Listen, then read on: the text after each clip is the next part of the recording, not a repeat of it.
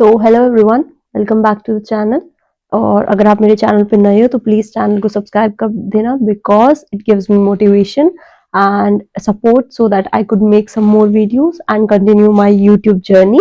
ठीक है, तो अगर आप चैनल पे नए हो मैं इंट्रोड्यूस कर देती हूँ। मेरा नाम प्राची है और मैं आइल्स एग्जाम के रिलेटेड वीडियोस बनाती हूँ, लाइक टिप्स एंड गाइडेंस और whatever I have experienced और like the students which have given exam, what are the past experiences. ठीक है, उनका कैसा फीडबैक है, वो सब चीजें मैं अपडेट करती रहती हूँ।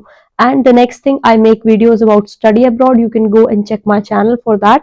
Okay, so today we will discuss about how to score 7+ bands in speaking, which means like this is video specified for those students जिनको 7 तक अपना स्कोर चाहिए या फिर 7+ मतलब 7.5 और समथिंग।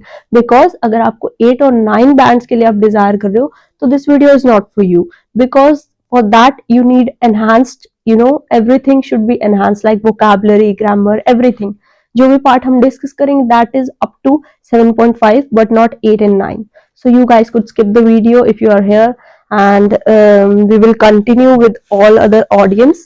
ठीक है, सबसे पहले मैं आप सबको एक बात बताना चाहती हूँ कि जो मेरी एक लास्ट वीडियो थी फ्री स्पीकिंग सेशंस के लिए, उस पर बहुत अच्छा रिस्पॉन्स आया है। बहुत सारे लोगों ने मेरे साथ स्पीकिंग की प्रैक्टिस करी है, अपनी मीटिंग्स बुक करी है, अपने स्लॉट्स बुक करे और आई वाज लाइक मेरा कैलेंडर हमेशा फुली बुक्ड था। तो अभी अपकमिंग के लिए भी मैं दोबारा से वो चीज स्टार्ट कर रही हूँ। तो मैं आपको एक लिंक दूंगी जिससे कि आप फ्री स्पीकिंग सेशंस मेरे साथ कनेक्ट कर सकते हो अगर यू वांट टू प्रैक्टिस। ठीक है, तो अगर आपको कोई फ्री मोक देना है स्पीकिंग का, लाइक आपको इंटरव्यू देके देखना है, आपको एग्जाम आ रहा है, आपको प्रैक्टिस करना है, तो आप मेरे साथ वो कर सकते हो। या फिर आप कोई बिगनर हो जो तैयारी कर रहे हो आइल्स एग्जाम की, आपको गाइडेंस चाहिए, टिप्स चाहिए, तो भी आप मेरे साथ सेशन बुक कर सकते हो। आप लोग एक से ज्यादा सेशन बुक कर सकते हो और वो भी बिल्कुल फ्री ऑफ कॉस्ट, कोई चार्ज नहीं होगा। सो आप प्लीज बस चेक कर लेना कि जो भी अवेलेबल स्लॉट्स हैं, अवेलेबल टाइम स्लॉट्स हैं। सो नेक्स्ट थिंग कम्स कि आपको बुक कैसे करना है स्पीकिंग सेशन। बुक करने के लिए मैंने लिंक दिया हुआ कमेंट्स में भी और डिस्क्रिप्शन बॉक्स में भी, वहां से जाके आप उसको लिंक पे क्लिक करके और मेरे साथ स्पीकिंग सेशन को बुक कर सकते हो। ठीक है, तो आप उसमें देख लेना जो भी preferred slot, time slot available होगा उस पर बुक कर सकते हो। वीकेंड्स पे मैं ज़्यादा टाइम अवेलेबल होती हूँ, तो आप वो देख लेना उस हिसाब से। ठीक है, अब हम टॉपिक पे आते हैं बिना कोई टाइम वेस्ट किए। जो हमारा टॉपिक है वो है कि हमें कैसे स्पीकिंग में स्कोर करना है। ठीक है, अगर आप कोई एवरेज स्टूडेंट भी हो तो भी आप स्पीकिंग में बहुत अच्छा स्कोर कर सकते हो। कुछ चीज़ों का ध्यान रखना है जो कि मैं वीडियो में आगे बताने वाली हूँ।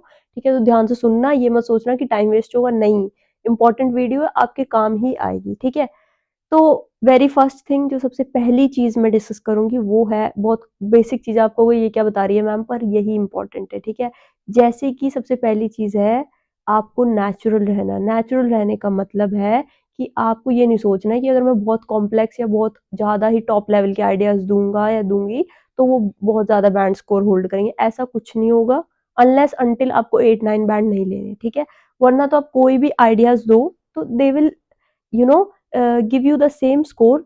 बस आपका डिफरेंस आएगा प्रेजेंट करने में, कि दो बच्चों में से जो अच्छी तरह अपने आइडियाज प्रेजेंट कर पा रहा है उसको अच्छा स्कोर मिलेगा और जो नहीं कर पा रहा है वो वहां पे लैग कर जाएगा। ठीक है, तो आपको प्रेजेंटिंग ऑफ आइडियाज आनी चाहिए, लेकिन आपको नेचुरल रहना। नेचुरल रहने का मतलब, अगर आपको कोई क्वेश्चन पूछ लेती है जैसे कि डू यू वियर जीन्स, ठीक है, आपको लगेगा कैसा ऑड सा क्वेश्चन है, मैं इसमें क्या ही बोलूं, यस एवरीवन वियर जीन्स, तो ये तो बहुत ही ऑड हो गया, but yes you have to answer that question. ठीक है, तो आपको कैसे उसमें बिना कुछ खास आंसर के भी आंसर करना है, तो वही स्किल इसमें आपको दिखानी है। नेचुरल रहने का मतलब है कि वो एक बहुत कॉमन क्वेश्चन है तो आपको नेचुरली ही बोलना है, yes like denims are a part of my everyday outfits. ठीक है, रोज जो आप पहनते हो उन्हीं आउटफिट्स का एक हिस्सा है। ठीक है, so you wear them, and अगर आप उसको कभी कभी पहनते हो, लाइक ओकेशनली पहनते हो, तो आप वो बता दो। ठीक है, सेकेंड थिंग कम्स कॉन्फिडेंस। अब ये मत सोचना कि ये क्या बता रही है मैम। ठीक है, क्योंकि अभी आगे आने वाले पॉइंट्स बहुत इंपॉर्टेंट होने वाले हैं और ये जो मैं अभी डिस्कस कर रही हूँ ये उनसे भी इंपॉर्टेंट है। Why I will tell you the you know case study इसके साथ साथ, कि कॉन्फिडेंस क्यों इंपॉर्टेंट है, क्योंकि अभी प्रीवियसली ही मैंने एक रिजल्ट देखा है, लाइक वो मेरी ही स्टूडेंट थी। अगर आपको लाइक ऑफलाइन कांटेक्ट करना हो तो you could give me a mail for that. अगर आपको ऑफलाइन क्लासेस चाहिए So I had a team, like a dedicated team for IELTS, PT, and study abroad and everything.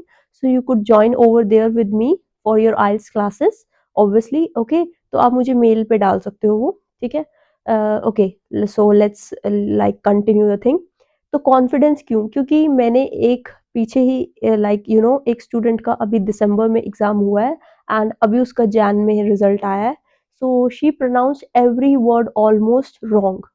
Every word की pronunciation उसकी गलत थी, बिल्कुल गलत, ठीक है? बट स्टिल वो लड़की मैनेज करती थी कि वो अपने सारे आइडियाज़ को कॉन्फिडेंटली प्रेज़ेंट करे अगले इंसान को. तो मैं इस सब से आपको क्या समझाना चाहती हूँ कि अगर आप कॉन्फिडेंस से अपने आइडियाज़ को बोलते हो, चाहे आइडियाज़ अच्छे हैं, नहीं हैं, आपकी गलतियाँ हैं, वो सब चीज़ें आपकी हाइड हो जाती हैं, ठीक है? तो अगर आप कॉन्फिडेंस से प्रेज़ेंट करते हो चीज़ें एग्ज़ामिनर को, आप हेजिटेट नहीं करते बोलने में कि शायद मैं गलत बोल रही हूँ, ऐसा बोल लूँगी, वैसा बोल लूँगी तो क्या सोचेंगे, ठीक है? या क्या बोलूँ, ठीक है? ज़्यादा हेजिटेट नहीं करना, जो भी है उसको बस प्रेज़ेंट कर देना है, ठीक है? और पूरे कॉन्फिडेंस से, नर्वसनेस नहीं दिखानी. मैंने ऐसा भी स्टूडेंट देखा है साइमल्टेनियसली उस बच्चे के साथ जिसको सब आते हुए भी वो घबरा जाते हैं. उनके फेस से ऐसा लगता है कि वो बहुत नर्वस है, वो आइज़ बहुत ब्लिंक कर रहे हैं और हम बॉडी लैंग्वेज देख के एग्ज़ामिनर आपको 2 मिनट में समझ जाएगा कि आप नर्वस हो, ठीक है? सो अगर आपको सब कुछ आता भी है देन उसके बाद भी आपको स्कोर नहीं मिलेगा, ठीक है? बिकॉज़ कॉन्फिडेंस तो स्पीकिंग में की है, वेरी फर्स्ट थिंग है, ठीक है? उसके बाद नेक्स्ट चीज़ आती है कि एक बहुत अच्छी बात जो शायद बहुत कम लोग बताएँगे, लाइक मैं अपने लेसन्स में बहुत बार बताती हूँ बच्चों को कि अगर आप एक बिगिनर हो और अगर आप ये चीज़ नहीं करते हो तो अब से करनी स्टार्ट कर दो. जब भी आप स्पीकिंग में किसी से बात करो या अपनी प्रैक्टिस करो तो कॉन्ट्रैक्शंस यूज़ करो. कॉन्ट्रैक्शंस क्या होते हैं? अब जैसे कि rather than saying I am बोल लो आई एम, आई और एम, ठीक है? दे विल कहने की बजाय बोलो दिल, ठीक है? दिल गो टू द पार्क, ठीक है? ना कि they will go to the park, ठीक है? दिल गो टू द पार्क, ठीक है? तो ये चीज़ें आपको स्पीकिंग में यूज़ करना बहुत ही नेचुरल दिखाता है, लाइक ठीक है? We naturally use these things but in writing like this is a formal writing in IELTS तो आप राइटिंग में नहीं यूज़ कर सकते हो, ठीक है? बिकॉज़ वो थोड़ा इनफॉर्मल हो जाएगा but that's why so use them in speaking, ठीक है? Your answer your answer should be organised. Organised का मतलब क्या होगा अब, ठीक है? अब देखो मैंने कई बच्चों को देखा है जो जब स्टार्टिंग में वो क्यू कार्ड प्रिपेयर करने लगते हैं एंड प्रैक्टिस करने लगते हैं, तो व्हाट दे डू इज़ जैसे सबसे पहले वो स्टार्ट करेंगे ओके माय फेवरेट गेम जैसे क्यू कार्ड आ गया योर फेवरेट आउटडोर स्पोर्ट्स में मान लो, ठीक है? So my favorite outdoor sport, well, I have played a lot of outdoor sports, but my favorite one is like, soccer, and I used to play it in the evenings with my childhood friends. Okay, and till now I continue it as a main sport. Okay, or as my hobby. ठीक है? ऐसे करके वो बोलते हैं and then they run out of the ideas very quickly, very soon, like in 1 minute or like 1:10, 1:30. ठीक है? उसके बाद वो दोबारा से वही बातें बताने लग जाते हैं. In childhood we used to go there in the stadium to play that. This is very illogical क्योंकि अगर आप एक चीज की बात पहले कर चुके हो तो इट क्लियरली शोज कि आप आइडिया से आउट हो गए हो और मतलब वो सेंस नहीं बनाता ना. अब जैसे मैं आपको अगर कोई कहानी सुनाऊं, एक चूहा था एक शेर था एंड वो दोनों जंगल में गए, ठीक है? तो मैं ऐसे स्टार्ट करूंगी ना एक ऑर्डर में चीजें बताना, एक ऑर्डर में किसी को कोई कहानी सुनाना. और cue card is all about making up stories as I have discussed in my previous video. तो आप वो भी देख सकते हो स्पीकिंग के लिए कैसे हमें क्यू कार्ड डिजाइन करना है, कैसे प्रिपेयर करना है वहां पे 1 मिनट में, ठीक है? तो एक स्टोरी बनानी होती है तो स्टोरी ऑर्डर में ही होनी चाहिए तभी वो कुछ सेंस बनाएगी ना, ठीक है? तो आप उनको कितना बेटर ऑर्गेनाइज कर पा रहे हो आइडियाज को. ऐसा नहीं है कि आपने ऐसे बोल दिया तो वो गलत हो जाएगा पूरा, नहीं. बट वही बात है we need to score more, तो हमें ये चीजें करनी पड़ेंगी, ठीक है? तो आप एक स्टोरी को एक फ्लो में बनाना सीखो, ठीक है? कि पहले ये हुआ फिर ऐसे हुआ फिर हम वहां गए फिर हम वापिस आ गए, वापिस आके हमने ये किया, अब ऐसे करके बनाओ, ठीक है? सो मेक श्योर कि आप ये चीजें ध्यान रखो, ठीक है? Next thing comes is vocabulary. Vocabulary क्यों इंपॉर्टेंट है? अब आप कहोगे कि मैम यही तो प्रॉब्लम है, ठीक है? ये प्रॉब्लम है बट वोकैबुलरी कौन सी वाली करनी है वो मैं बताती हूँ. जैसे कि कुछ बहुत कॉमन वर्ड्स जैसे कि आप हमेशा बोलते हो the food is very tasty, the food is very delicious, ठीक है? इसके लिए एक वर्ड लर्न कर लो अगर आपको लाइक लर्न होता है तो. The food is very scrumptious, okay? Scrumptious. बहुत कॉमन सा वर्ड है, यू कुड यूज इट। आप बहुत बार बोलते हो I feel very happy, I feel very happy, I feel very sad.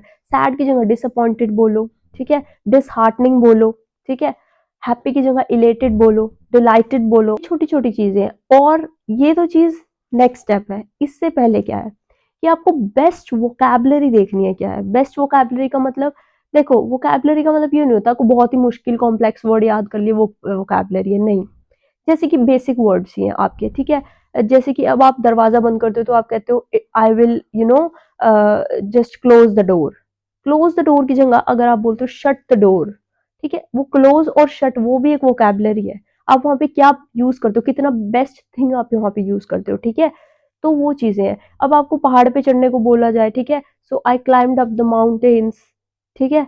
तो बेटर थिंग, बेटर वर्ड्स बोल रहे हैं। जैसे कि अगर आप पकोड़े बना रहे हो, या फिर पकोड़ों को हम इंग्लिश में बोलते हैं फ्रिटर्स, ठीक है, फ्रिटर्स।